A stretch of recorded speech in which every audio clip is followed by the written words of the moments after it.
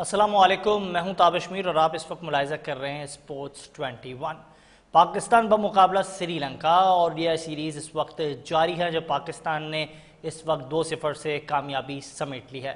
पाकिस्तान अपना आखिरी मुकाबला कल खेलेगी और उम्मीद यह है कि पाकिस्तान टीम वाइट वॉश करेगी या फिर नहीं करेगी, ये इस वक्त शायकीन क्रिकेट के ज़हनों में सवाल गर्दिश कर रहा है।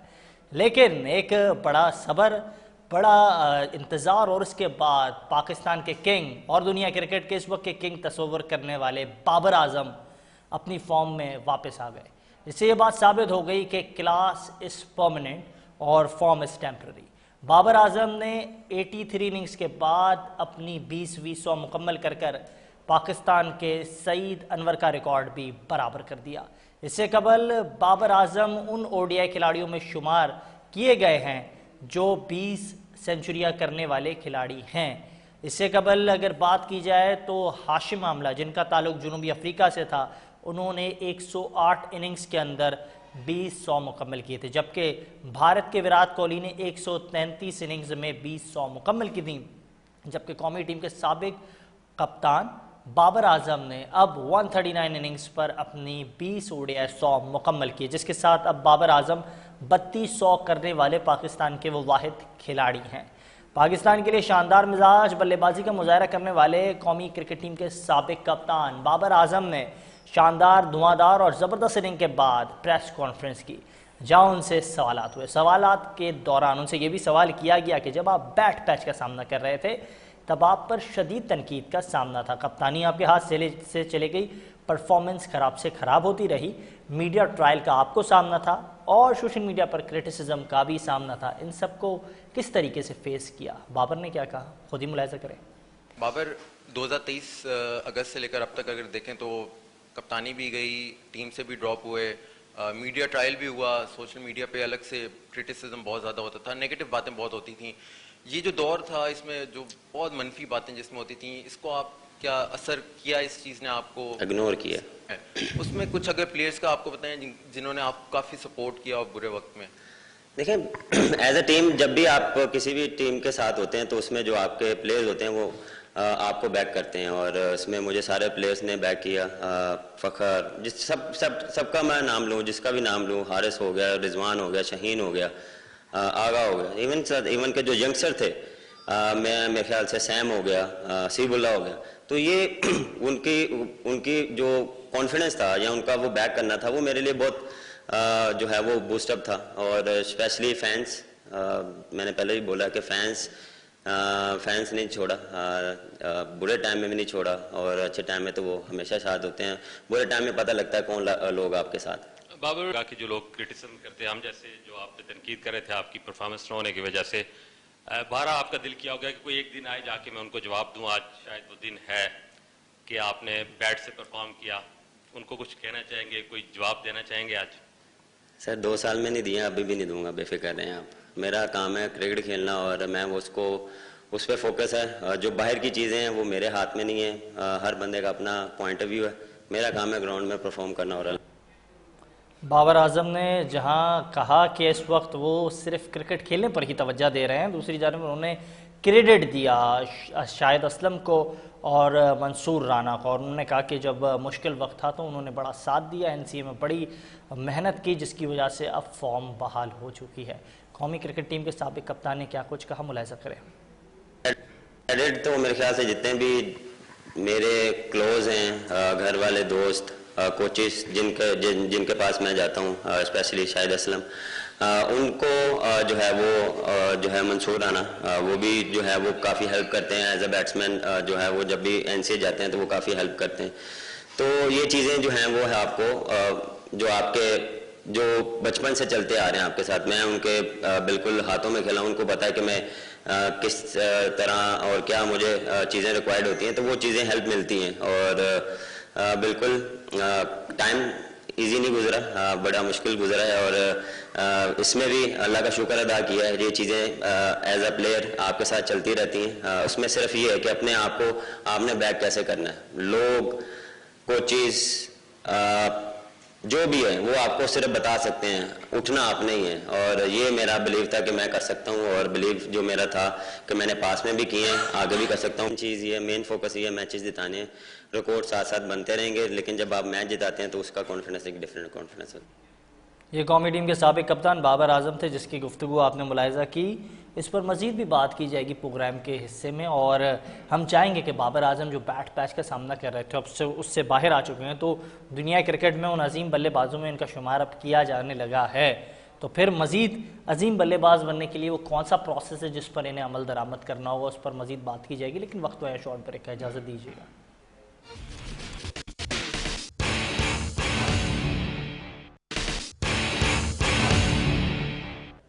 प्रोग्राम में एक बार फिर से खुशामदीद, और इस वक्त मेरे स्टूडियोज़ में मौजूद हैं इकबाल मेमन साहब। किसी तारीफ़ मोहताज नहीं है, क्रिकेट पर बड़ी गहरी निगाह होती है और बोलने का भी बड़ा शानदार फ़न ये जानते हैं। और इस वक्त हमें ऑडियो कॉल के ज़रिए ज्वाइन किया है पाकिस्तान की क्रिकेट का एक बहुत मोतबर नाम, मोहम्मद फैमिली का एक स्टार बैट्समैन, और मोहम्मद फैमिली की पाकिस्तान क्रिकेट के लिए बड़ी शानदार डिस्ट्रीब्यूशन है। उन्होंने जिस तरीके से पाकिस्तान के क्रिकेट को सर्व किया है, बड़ा शानदार अंदाज से उनकी कंट्रीब्यूशन है पाकिस्तान क्रिकेट के अंदर।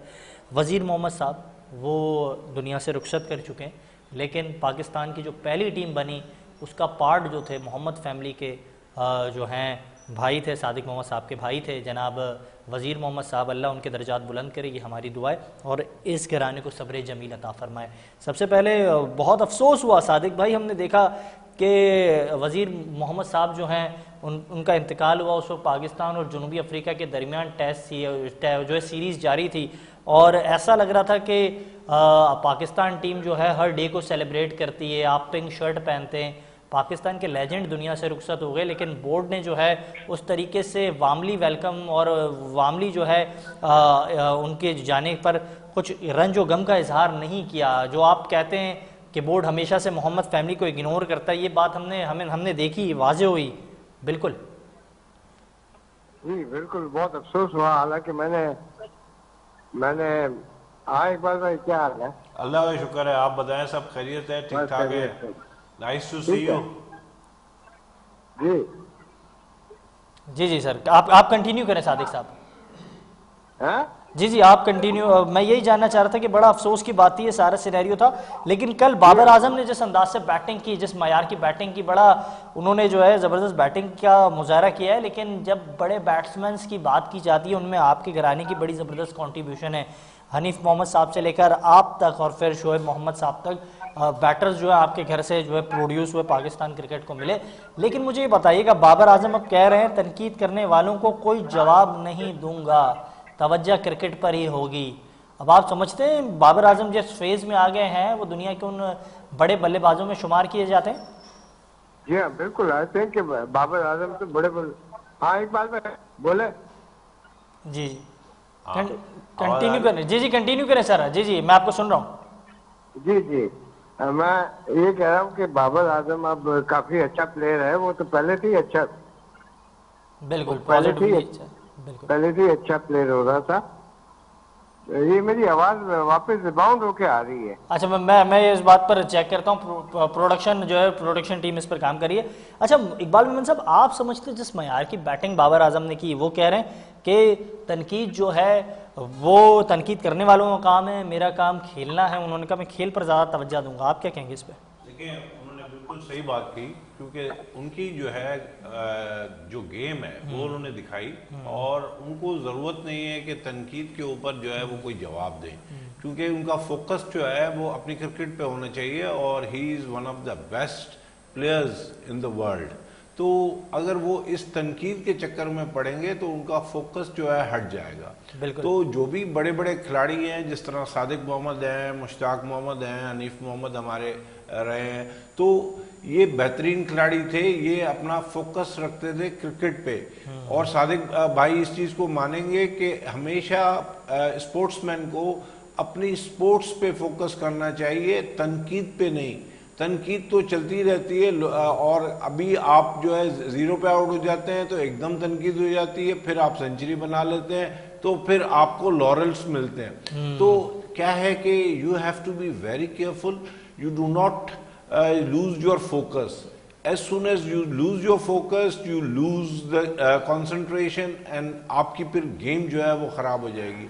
तो बेस्ट चीज कही है आपको बाबर ने और जो भी जर्नलिस्ट हैं उनको कि भाई मैं तनकीद पे जो है कुछ भी नहीं कहूँगा, मैं अपनी गेम पे फोकस करूँगा। और बिल्कुल सही कहा है, एक प्रोफेशनल खिलाड़ी का काम भी यही है। एक प्रोफेशनल खिलाड़ी का काम यही है। सादिक मोहम्मद साहब, आप अगर मुझे सुन पा रहे हैं काइंडली इस हवाले से भी बताइएगा।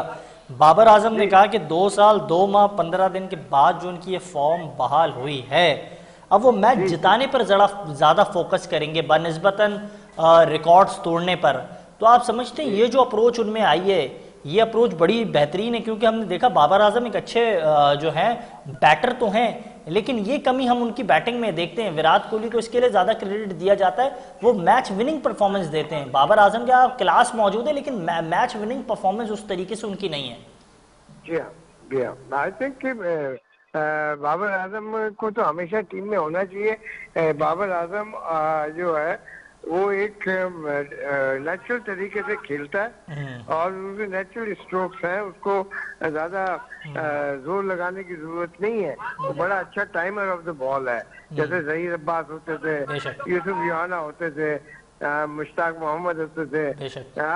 तो ये सब प्लेयर्स जो है ये टाइमर है between the bat and the ball, तो इनको ज्यादा मारने की जरूरत नहीं पड़ती थी।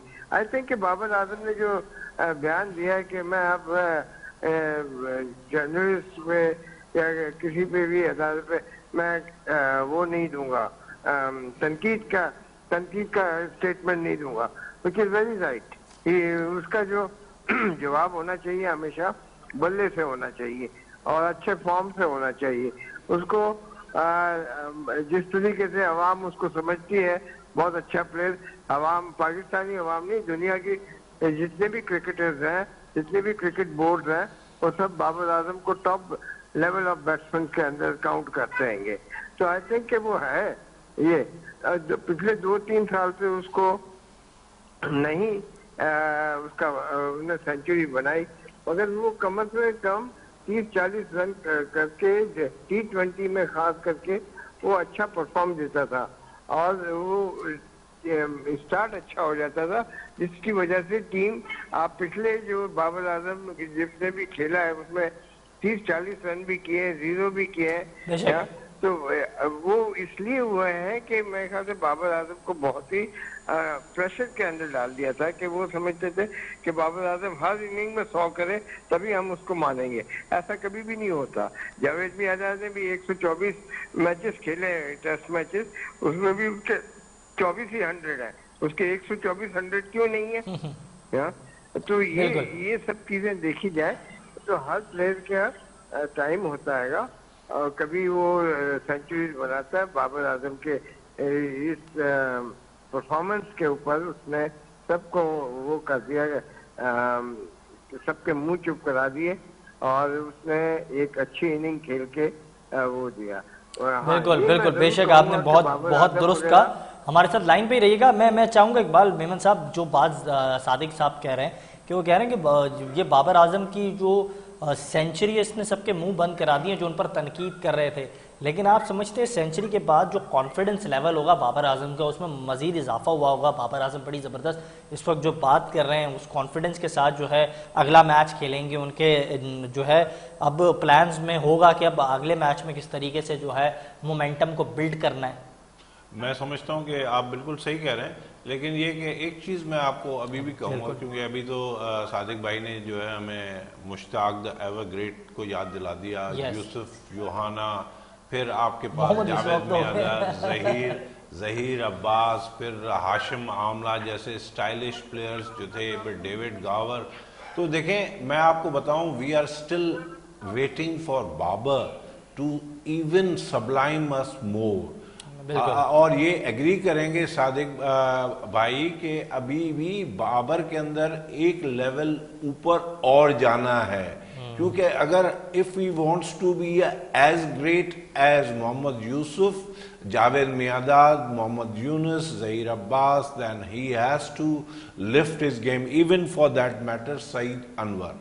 तो उन ग्रेड्स के साथ अगर अपना शोल्डर रब करना चाहते हैं तो इनके अंदर वो कैपेबिलिटी है, कैपेसिटी है। He has to go one level up. और जिस तरह ताबिश आपने कहा कि he should be the winner all the time, Kohli की यही क्वालिटी रही है। और देखें, दूसरी बात यह है कि हमें आपस में बैठ के ये सोचना चाहिए कि जो हमारी मजीद एक कैटेगरी की टीमें हैं, जिसमें साउथ अफ्रीका है, इंग्लैंड है, ऑस्ट्रेलिया है, इंडिया है और न्यूजीलैंड है, तो उनके खिलाफ हमें बाबर को मजीद अपने आप को दिखाना पड़ेगा। He needs to explore himself in order to bring that benchmark which he is for.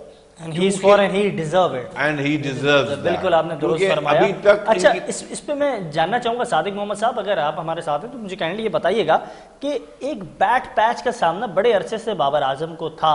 अब इसमें कसूर किसका है? हमारे सिस्टम का है, हमारी जो थिंक टैंक है उसका है, मैनेजमेंट का है, कोचिंग पैनल का है? क्योंकि अक्सर बाबर आजम जब बड़ी ज़बरदस्त बैटिंग किया करते थे तो उनको इसी तनकीद का सामना करना पड़ता था कि वो बॉल टू एवरेज जो उनका था वो उतना अच्छा नहीं था। वो बहुत ज़्यादा गेंदे खेल जाते थे, रन्स तो आया वो करते थे। तो अब आप समझते हैं मॉडर्न डेज क्रिकेट के हिसाब से बाबर आजम उस चीज़ को जस्टिफाई कर रहे हैं? बिल्कुल कर रहे हैं। वो उसको तेज खेलने की जरूरत नहीं है। आप जितने भी बड़े बड़े प्लेयर्स हैं, अगर उन्होंने सेंचुरी बनाई है तो वो आप देखें कि बड़ी टीम के प्लेयर जितने भी हैं, उन्होंने जो सेंचुरी बनाई वो 20-25 बॉल ज्यादा खेल के सेंचुरी बनाई है। बाबर ने भी 20-25 बॉल ज्यादा खेलता है, 40 बॉल ज्यादा खेलता है, मगर उसकी वजह से जो टीम का जो टोटल है, दूसरे प्लेयर जो है वो कॉन्फिडेंस उनको मिलता है कि एक अच्छा प्लेयर सामने खेलता है, उनको सीखने को मिलता है। एक छोटा प्लेयर जो है वो बाबर आजम कैसे चौका इतनी आसानी से मार देता है, तो वो जब वो सब चीजें होती हैं, एक अच्छे प्लेयर को सामने स्ट्राइक एंड पे खड़े रहना चाहिए ताकि दूसरे आने वाले बैट्समैन को कॉन्फिडेंस मिले कि हमारे साथ बाबर आजम खेल रहा है, we can also do exactly the same thing. वो एक नेचुरल तरीकेकार होता है।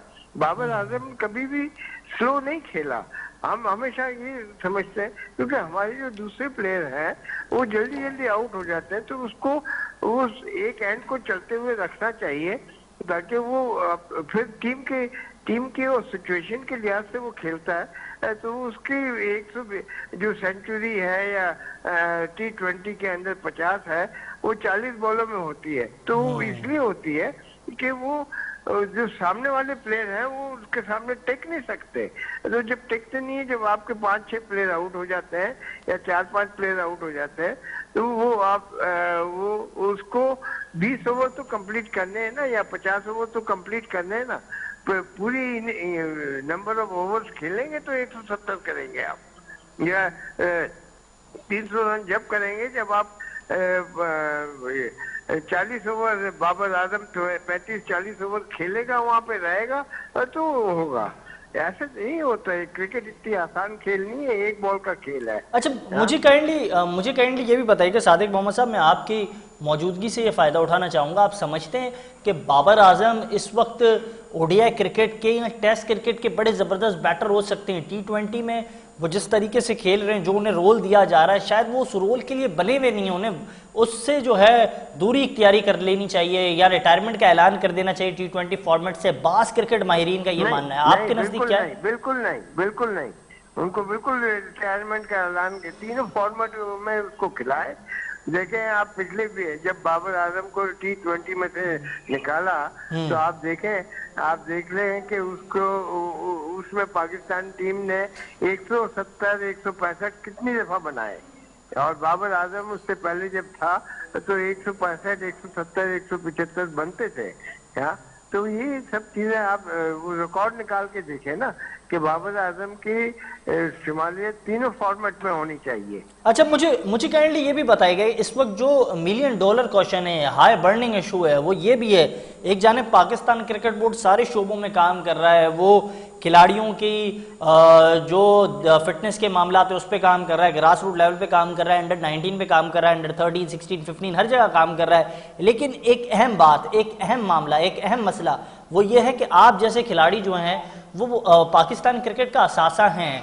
वो जावेद मियादाद से लेकर सादिक मोहम्मद साहब हों, तमाम टेस्ट क्रिकेटर्स हों, अब उनकी पेंशन्स जो है वो काफ़ी अरसे से बढ़ ही नहीं है। पाकिस्तान भर में महंगाई जो है उसका मामला सर उठाता जा रहा है। आप नहीं समझते महंगाई को देखकर पेंशन में इजाफा होना चाहिए? माजी में रमीज़ राजा ने बड़ा अच्छा इकदाम उठाया था, इस वक्त की बोर्ड को चाहिए कि वो फैसला करे, मोहसिन नकवी साहब जो हैं खिलाड़ियों के पेंशन में इजाफा करें। मैंने क्रिकेट बोर्ड को एक तजवीज़ भेजी थी कि अंडर 17 और अंडर 19 के की कोचिंग का जो सेटअप है वो 100 मैंने उनको एक प्लान भेजा था कि मुझे आप इसमें इन्वॉल्व करें, और खुर्रम नियाज़ी साहब को। तो खुर्रम नियाज़ी साहब ने उसके ऊपर मेरे को कोई रिप्लाई नहीं दी। उन्होंने क्या कहते हैं कि एक और प्लेयर है मैनेजमेंट में, असलम करके, उसको वो मेरी तजवीज़ उसको दे दी कि इस पे काम करो, और उन्होंने अपनी तरफ से एक तजवीज़ जो मेरा प्लान था वो उन्होंने रिकॉर्ड करके वो जो exactly same to same plan अब वो कर रहे हैं जो मैंने कहा था कि ये मुझसे करवाएं। मैं आपको ये करके दिखाता हूँ कि हम अंडर 17 और 19 के प्लेयर्स जो हैं हम जो सेलेक्ट करते हैं वो परफॉर्मेंस बेसिस पे करते हैं। जब अंडर 19 का कोई टूर्नामेंट होता है लेकिन सादिक भाई ये सवाल इसके लिए मैंने किया आपसे, मैंने सादिक भाई ये सवाल इसके लिए किया आपसे क्योंकि इस वक्त की बोर्ड की ये शायद सोच है कि जो सीनियर खिलाड़ी हैं, जो साबका खिलाड़ी हैं आप जैसे, अब वो घर पे बैठ के टीवी देखें, तो अगर वो टीवी देखें तो उनकी पेंशन में इजाफा होना चाहिए ना। ये असल में क्या कहते हैं नकवी साहब का इसमें कोई फॉल्ट नहीं है। इनको जैसे वो डिक्टेट कराते हैं उस तरीके से वो करते हैं। बिल्कुल बेशक। को एडमिनिस्ट्रेशन के लिहाज से उनको वो क्या अपना बात को मनवाते हैं, मगर जो नीचे बैठे हैं वो नहीं चाहते कि हम जो तनकीद करने वाले प्लेयर हैं उनको वो बोर्ड में आने ही नहीं देते। जो गलतियों को हाईलाइट करके काम करना जानते हैं उसको मौका नहीं मिलता है। अच्छा, एक तो हम ये देख रहे हैं टेस्ट क्रिकेटर्स जो है उनकी पेंशन्स का तो मामला है, लेकिन जिस खिलाड़ी ने इंटरनेशनल मैच खेला पाकिस्तान के लिए, उसने पाकिस्तान की कैप पहनी है, पाकिस्तान को रिप्रेजेंट किया है, क्या वो डिजर्व नहीं करता है कि अगर वो रिटायरमेंट का ऐलान करे 60 साल के बाद उसकी भी पेंशन होनी चाहिए? क्या वो डिजर्व नहीं करता? हमारे सिस्टम ने ये चीजें क्यों नहीं रखी हैं कि उनको भी रिटायरमेंट के बाद पेंशन की मद में कुछ ना कुछ पैसे मिले? नहीं, पेंशन रिटायरमेंट की पेंशन जो है वो हमेशा एक गवर्नमेंट लेवल का जैसा होता है कि 60 साल की उम्र के बाद वो पेंशन उनकी ऑटोमेटिकली उनकी बन जाती है। मुझे पिछले 10 साल से पीसीबी की तरफ से पेंशन मिल रही है। तो मतलब ये कि अगर कोई प्लेयर रिटायर हो जाता है या कोई आउट ऑफ फॉर्म हो जाता है या आउट ऑफ टीम हो जाता है तो वो बाद में नहीं खेलता, तो जरूरी नहीं है कि अगर वो रिटायरमेंट दे। बिल्कुल बिल्कुल, बहुत शुक्रिया, बड़ा अच्छा आपने गुफ्तगू की, इस पर बड़ा ज़बरदस्त तज्जिया किया। मैं चाहूँगा एक जो है आखिरी पॉइंट हासिल करूँ इस मुतालिक जनाब इकबाल मेमन साहब से। इकबाल मेमन साहब, आप समझते हैं इस वक्त जो मामला है बड़ा हाई बॉइलिंग इशू है कि इस मामले को हल होना चाहिए, पेंशन जो है वो मिलनी चाहिए हमारे जो साबका खिलाड़ी हैं, वाया टेस्ट क्रिकेटर्स हों या international player? What is your point on it? देखें, इट्स हाई टाइम के आपके जो नकवी साहब हैं उनको उस पर फोकस करना चाहिए, क्योंकि these people have given a lot to the country, और in terms of records and wins and the name and the fame which cricket has got from these cricketers. तो अगर उनके कंट्रीब्यूशन के ऊपर आप कंट्रीब्यूट नहीं करेंगे तो फिर कौन करेगा? तो और उस दौर में तो पैसा भी नहीं था, इस दौर में पैसा है, अब आपको चाहिए। पैसा है आपके पास तो आप ये तो बहुत बेहतरीन खिलाड़ी थे, लेकिन ये कि जो खिलाड़ी जिन्होंने 1 या 2 टेस्ट मैचेस भी खेले थे तो उनको भी इस चीज में इंक्लूड करना चाहिए। बहुत जरूरी है, और बहुत जरूरी है, बिल्कुल, क्योंकि वो इस वक्त जो जिंदगियां गुजार रहे हैं वो बड़े टफ हालात में मुश्किल गुजार हालात रहे हैं, बिल्कुल, तो इसमें कोई दो राय नहीं है। आपको बहुत शुक्रिया चाहिए कि, जनाब PCB इकबाल मेमन साहब इस हवाले से गुफ्तगू कर रहे थे। आपने देखा कि सादिक मोहम्मद साहब भी बात कर रहे थे पाकिस्तान क्रिकेट के हवाले से। अब प्रोग्राम में आगे बढ़ेंगे और बात करेंगे पाकिस्तान की हॉकी के हवाले से। कौमी खेल और उसके मुतालिक इस वक्त अहम तफसीलात सामने आ गई हैं। पाकिस्तान के लिए कौमी खेल से मुतालिक इस वक्त गुड न्यूज़ सामने आई कि कौमी टीम ने क्वालिफाई कर लिया है फाइनल वर्ल्ड कप के हवाले से और बड़ी शानदार परफॉर्मेंस का मुजाहरा करते हुए बांग्लादेश में जारी 3 मैचेस की सीरीज़ को देखते हुए पाकिस्तान ने बांग्लादेश को पहले 6-2 से और इसके बाद 8-0 से शिकस्त देकर न सिर्फ इवेंट में शानदार परफॉर्मेंस का मुजाहरा किया बल्कि पाकिस्तान की जानिब से वर्ल्ड कप के लिए क्वालिफाई कर लिया गया है। इससे मुताल्लिक गुफ्तगू करने के लिए मुझे इस वक्त ज्वाइन कर चुके हैं, किसी तारीफ के मोहताज नहीं, पाकिस्तान के साबिक ओलंपियन, साबिक कप्तान, पाकिस्तान की हॉकी का बड़ा ज़बरदस्त नाम मोहम्मद सकलैन मेरे साथ लाहौर से जुड़ चुके हैं। जी मोहम्मद सकलैन, क्या कहेंगे इस हवाले से? एक जानिब हम देख रहे हैं बड़ी ज़बरदस्त जो है परफॉर्मेंस का मुजाहरा किया गया। मैं बात करूँ सुफियान खान से मुताल्लिक, राना वाहिद से मुताल्लिक, उन्होंने 2 गोल्स किए। उससे पहले अगर हम बात करें वलीद हैं, इमाद भट्ट हैं, हन्नान शाहिद हैं, इनकी बड़ी ज़बरदस्त परफॉर्मेंस रही है। मज़ीद कितनी उम्मीदें हैं? वर्ल्ड कप जो है वो बड़ा टफ मुकाबला होता है, आप क्या कहेंगे इस पर? जी ताबिश भाई, पाकिस्तान टीम जो है, क्योंकि वर्ल्ड कप में पाकिस्तान ने जो है वो एशिया कप में शामिल नहीं हुआ था इंडिया में, तो FIH ने चांस दिया था पाकिस्तान को कि बांग्लादेश के खिलाफ एक सीरीज हो, तो उसके जो विनर होगा वर्ल्ड कप के लिए भी क्वालिफाई नहीं किया, जो क्वालिफिकेशन जो राउंड होगा उसके लिए क्वालिफाई किया। उसमें जो है वो मेरे ख्याल में यूरोपियन से और दूसरे एशोना जून है वहाँ से और यहाँ से भी टीमें आएंगी, उसके जो मेरे ख्याल विनर होगा वो करेगा। अभी पाकिस्तान ने वर्ल्ड कप भी क्वालिफाई नहीं किया, मगर एक उम्मीद की किरण बन गई है कि चले आगे जाके Pakistan world cup qualify round खेलेगा। बिल्कुल, इसमें कोई डाउट नहीं कि पाकिस्तान टीम ने वर्ल्ड कप में आया भी क्वालिफाई नहीं किया। क्वालिफायर्स राउंड जो वर्ल्ड कप का उसका पार्ट बनने की कोशिश की जा रही है। लेकिन मुझे काइंडली ये बताइएगा, बड़े इवेंट्स करीब आते हैं लेकिन मामला जो हैं पाकिस्तान हॉकी फेडरेशन के, वो कभी कहाँ से लड़ाई, फिर कहाँ से जंग, फिर कहाँ से मसले, वो हल नहीं होते हैं। इस वक्त पाकिस्तान हॉकी फेडरेशन और PSB ऐसा लग रहा है आमने सामने आ गई हैं। उनकी जानिब से कुछ कॉन्सिक्वेंसेज हैं। 113 पैरा है जिसको लेकर इस वक्त की जो फेडरेशन है वो शायद पैर पीछे करती हुई नज़र आ रही है, PSB पैर आगे बढ़ाते हुए नज़र आ रहे हैं। तो इस पर आप क्या कहेंगे? ये जो तमाम मामलात हैं, अब इसमें कितनी हद तक सदाकत है, कितनी हद तक चीमा गोइयाँ हैं? देखें, ये तो बिल्कुल ठीक है कि जो पाकिस्तान स्पोर्ट्स बोर्ड है वो सारी फंडिंग इस वक्त टोटल जो है वो पाकिस्तान हॉकी फेडरेशन को या जो दूसरे भी इदारे हैं उनके अंडर ही आते हैं, तो वो कर सकता है, एक्शन कोई भी ले सकता है। और जिस तरह भी ITC की मिनिस्ट्री में जो मीटिंग हो रहे हैं, जो पॉइंट जो रेज किए गए हैं या जो मिनट्स आए हैं, तो उसमें साफ जो है वो लिखा गया है कि जो है वो पाकिस्तान हॉकी फेडरेशन जो है वो उसके जो इलेक्शन होंगे, स्क्रूटनी का अमल होगा, वो पाकिस्तान स्पोर्ट्स बोर्ड के थ्रू होगा और वो इलेक्शन कमीशन के थ्रू होगा। तो वो जो है वो सारा मिनट्स बन गए हुए हैं। मेरे ख्याल में ये अनकरीब ही कुछ ही दिनों में जो है वो ये स्क्रूटनी का अमल भी हो जाएगा। और साथ भी उन्होंने ये एक चीज़ वादा की है कि जो प्रेसिडेंट ऑफ पाकिस्तान जो बुगटी साहब हैं, उनका काम है कि वो आए, शफाफ और गैर जानिबदाराना इलेक्शन करवाएंगे और जो अपने हाथों से जो है वो जो नेक्स्ट टर्नओवर होगा वो उसको जो है वो आप समझते हैं कि हमारे सिस्टम में गुंजाइश है शफाफ, ट्रांसपेरेंट, बड़े गैर मुतनाज़ इलेक्शंस होने के?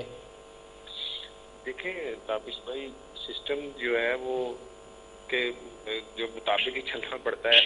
ऐसा भी नहीं है कि पाकिस्तान में जो है वो बिल्कुल भी कोई ऐसा आप नहीं कह सकते कि कोई जो काला जादू चलता है। यहाँ पे सिस्टम से ही सारा कुछ चल रहा होता है, सारा निज़ाम चल रहा होता है। हमारे प्रेसिडेंट ऑफ पाकिस्तान और जो पाकिस्तान हॉकी फेडरेशन के जो पैटर्न चीफ हैं शहबाज शरीफ साहब और हमारे एयर चीफ साहब, ये जितने भी फील्ड मार्शल साहब, अभी जितनी भी तरमीम है ये पाकिस्तान की बेहतरी के लिए होगी इंशाल्लाह ताला। हमें पूरी उम्मीद होना चाहिए। इस वक्त ऐसा नज़र आ रहा है सकलैन, मुझे काइंडली आप बताइएगा कि राना मुजाहिद साहब जो हैं वो बड़ा फ्रीली काम कर रहे हैं, उन पर हुकूमत की सरपरस्ती भी है, उन पर हाथ भी है बुगटी साहब का, फिर वो मिलकर काम भी कर रहे हैं।